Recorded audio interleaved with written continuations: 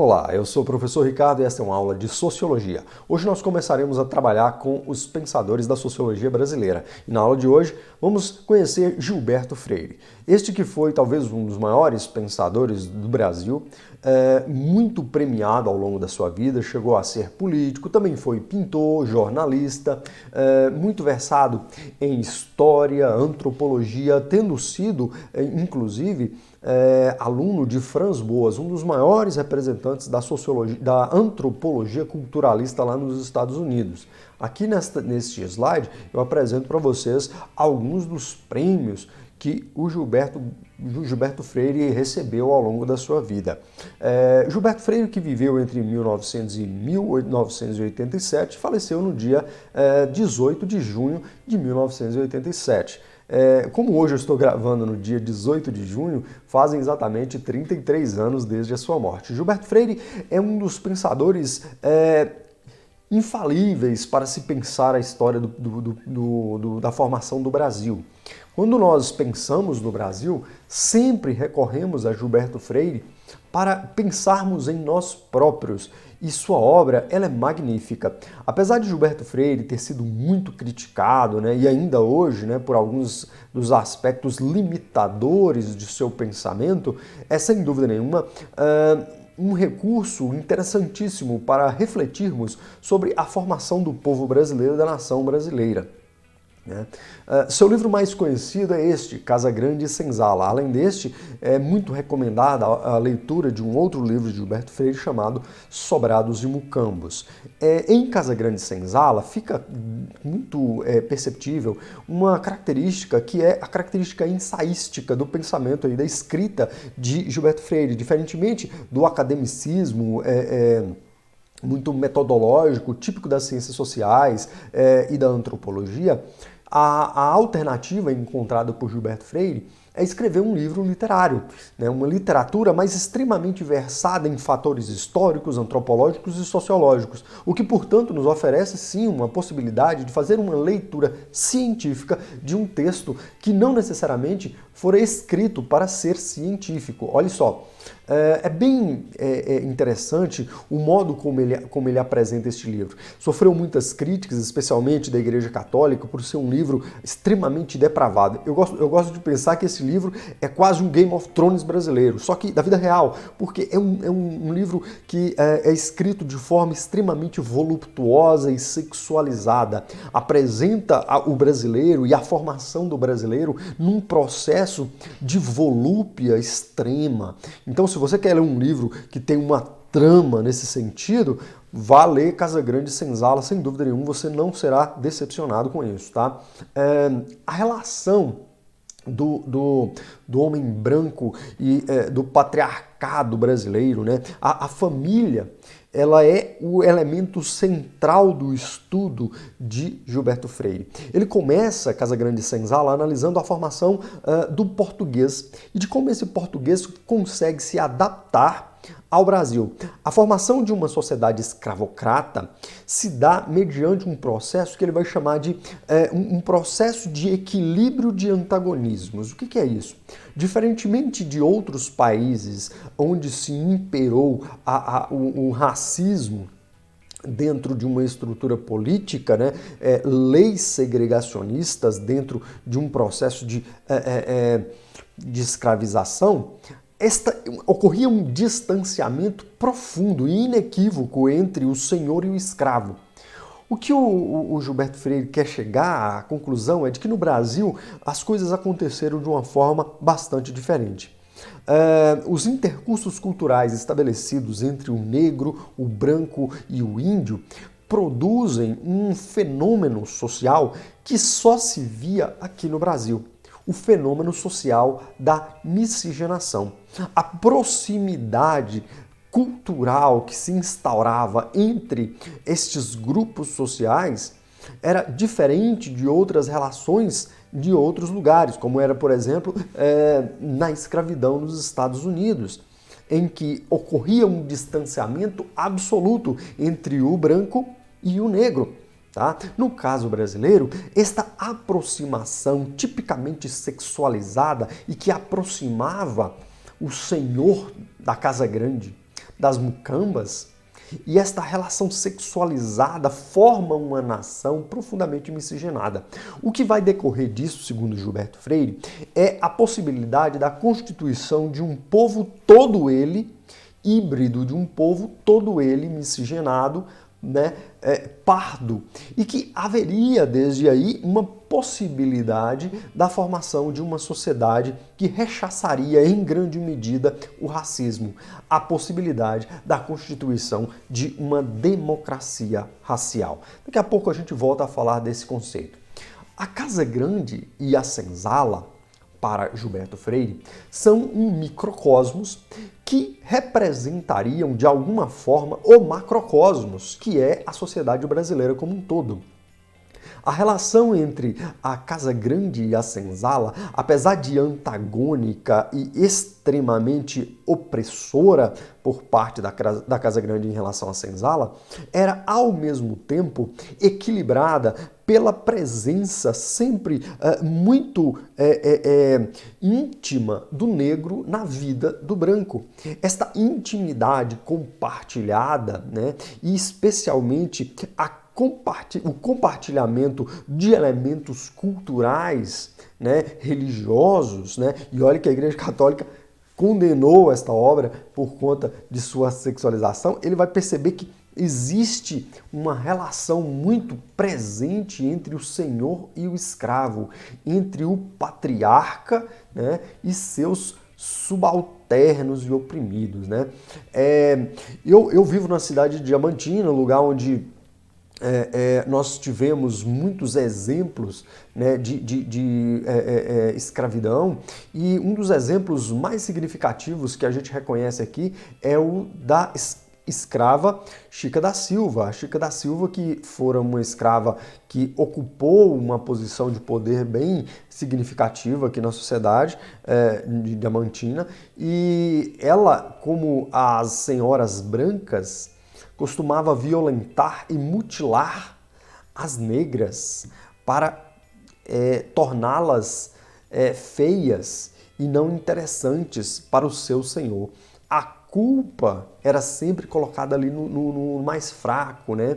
Havia uma ocultação do poder de dominação realizado pelo homem, pelo senhor de escravo, pelo patriarca, ao mesmo tempo que era relegado aos sujeitos que se encontrava nas posições menos privilegiadas e mais marginalizadas dessas relações, uma volúpia, uma sexualidade sempre muito aflorada, né? Como era o caso das negras, né? Coisa que talvez não tenha se modificado tanto.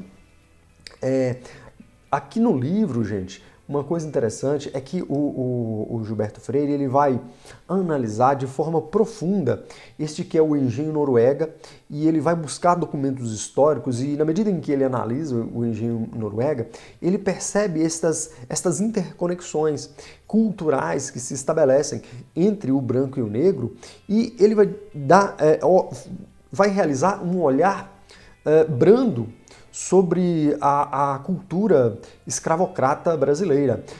Ele não diminui as dores, os sofrimentos dos escravos dentro dessas fazendas, mas ele percebe que no Brasil, diferentemente de em outros países, esta relação mais íntima entre o branco e o negro, especialmente, poderia, né, suscitar um tipo de sociedade absurdamente diferente daquele de outras sociedades, em que esses antagonismos tenderiam a passar do tempo, diminuírem, tá?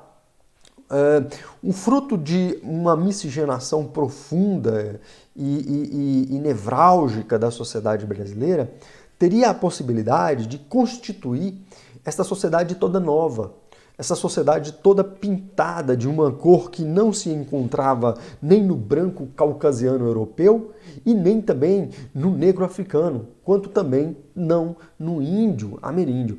A democracia racial é um termo utilizado para descrever essas relações raciais, né? Denota uma crença de que o Brasil escaparia do racismo, né, e da discriminação racial.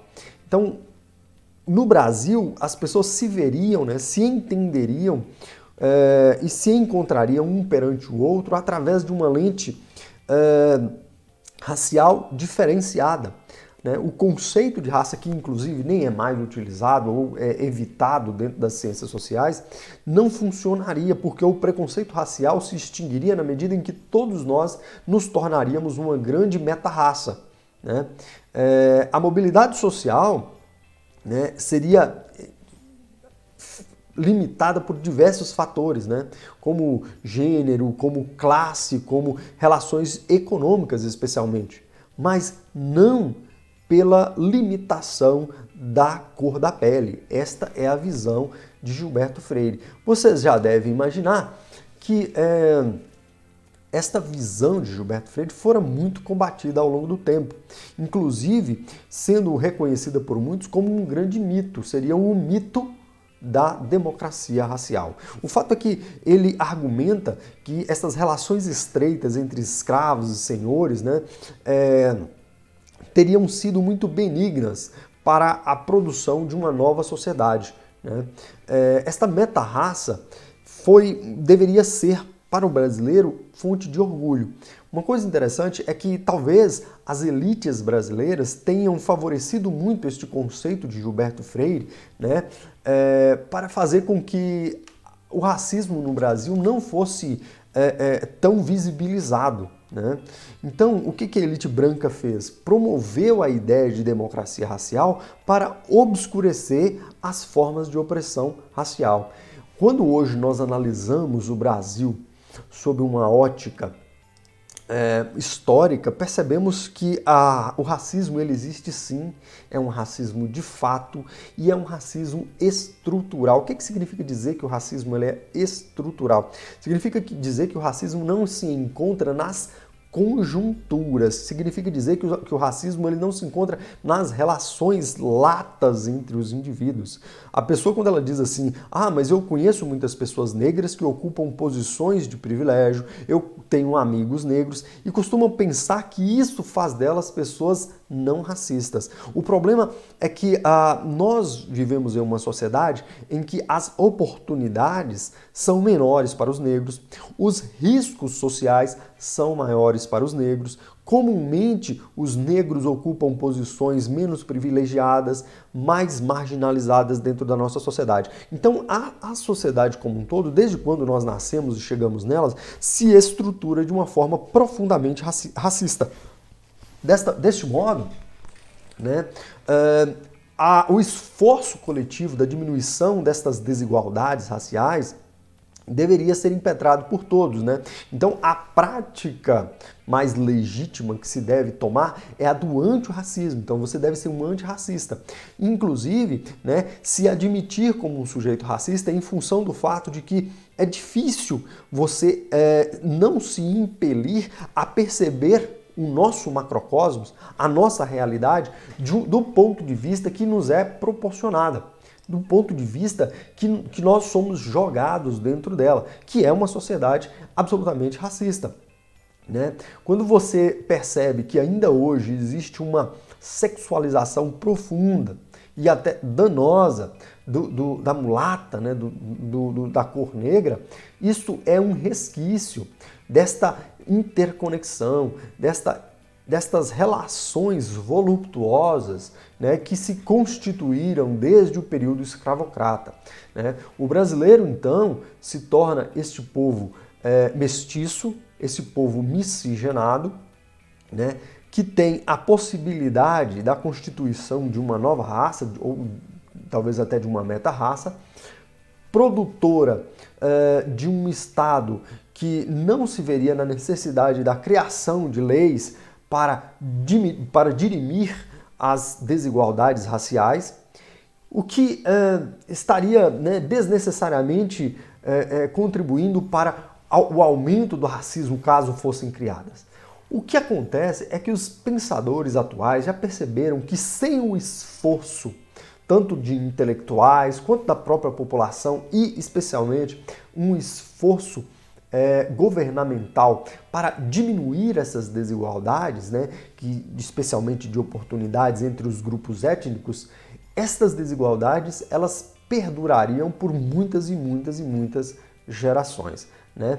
O brasileiro costuma ser da seguinte maneira, pensar da seguinte maneira: tem preconceito de ter preconceito, né? Não se admite como participante de uma sociedade que é profundamente desigual nas mais diversas características, né? E sendo assim, nós nos afastamos do debate, nós nos afastamos do discurso, evitamos pensar junto com o outro, evitamos analisar o outro e pensar a nós próprios como diferentes, né?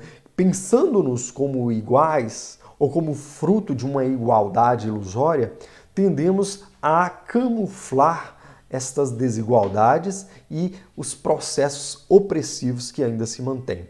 Para finalizar, eu só quero que se lembre do seguinte: enquanto este microcosmos que é apresentado por Gilberto Freire, da Casa Grande e da Senzala, marcam esta relação de equilíbrio de antagonismos, para o Gilberto Freire, a sociedade brasileira seria esse grande patriarcado, né?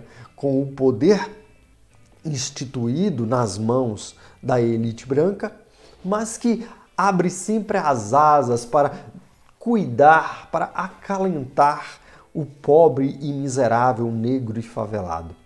Esta ideia de que haveria, de um lado, né, o senhor de escravo, que seria, né, opressor e mau, e de um outro lado, o escravo, que seria frágil, dócil e melancólico, é quebrada por essa visão freiriana, porque ele vai dizer não. A importância da participação do negro dentro da senzala na contribuição da formação da cultura brasileira é tão significativa quanto do seu senhor e opressor, né? Então, esta relação de imbricamento, de mestiçagem e de hibridização cultural formam um Brasil novo e extraordinariamente interessante comparado com outras sociedades que se manteriam distanciadas, tanto etnicamente quanto culturalmente. Tá?